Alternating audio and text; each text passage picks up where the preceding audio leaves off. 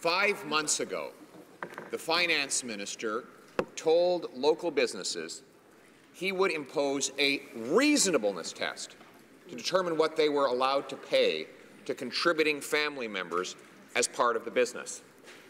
Now, 3 weeks before that so-called reasonableness test will take effect, nobody has any idea what it means. There are no written legislation, there are no written rules, but businesses are now scrambling right before the Christmas break to determine what the laws will be. How is that reasonable? Honourable Parliament Secretary to the Minister of Finance. Thank you, Mr. Speaker. I want to reassure the member the details will be known very shortly. And I also want to highlight what the Finance Minister has also announced, which is a reduction in the small business tax rate from 10.5% to 9%, which will represent on average $1,600 per small business in Canada, and up to a maximum of $7,500, so they can invest in innovation, in hiring workers. That's because we believe in the importance of small businesses across the country to contribute to Canada's prosperity, and we are very proud of our small businesses. Thank you, Mr. Speaker. Honourable member for Carleton. Well, the small business tax rate was already set for 9% when this finance minister took office. He then raised it back up to 10.5%. We're happy that due to the unrelenting pressure of the official opposition, he is back down from that. Mr. Speaker, now small businesses are expected to have faith in this government's idea of reasonable.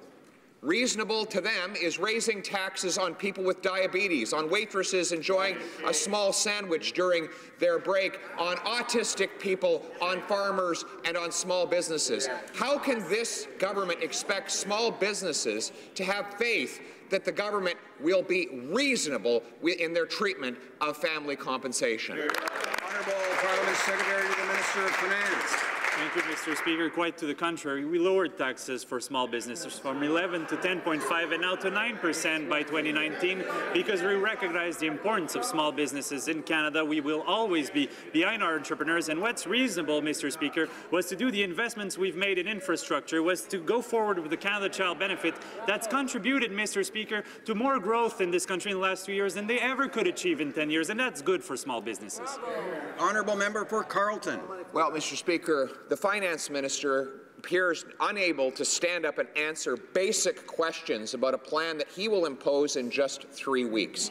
It's not just that this finance minister owned shares in a company he regulated, or introduced a pension bill while having ownership in a pension company, or sold shares just a week before market-moving tax measures. All of those things were ethical lapses and failures, but because he's up to his eyeballs in these troubles, he is unable to do his job, which is to answer questions and tell people what the rules will be. If he can't do the work of a finance minister, why won't he step aside and let someone else do it for him? The Honourable Parliament Secretary to the Minister of Finance. Thank you, Mr. Speaker. I recognize this is Friday and the member for Carleton is sometimes a bit careless with facts. When we talk about the measure announced on December 7, Mr. Speaker, it was not deemed market moving. And let me remind you, Mr. Speaker, and the Canadians listening, that the measure we introduced on December 7, 2015 was to raise taxes on the wealthiest 1%, to lower them for 9 million Canadians. And for the people at home who are watching this, for the middle-class Canadians, it's $670,000 plus per year on average. And it's also for a couple, it's $1,340 more in their pockets because we recognize that a prosperous and successful middle class is good for Canada.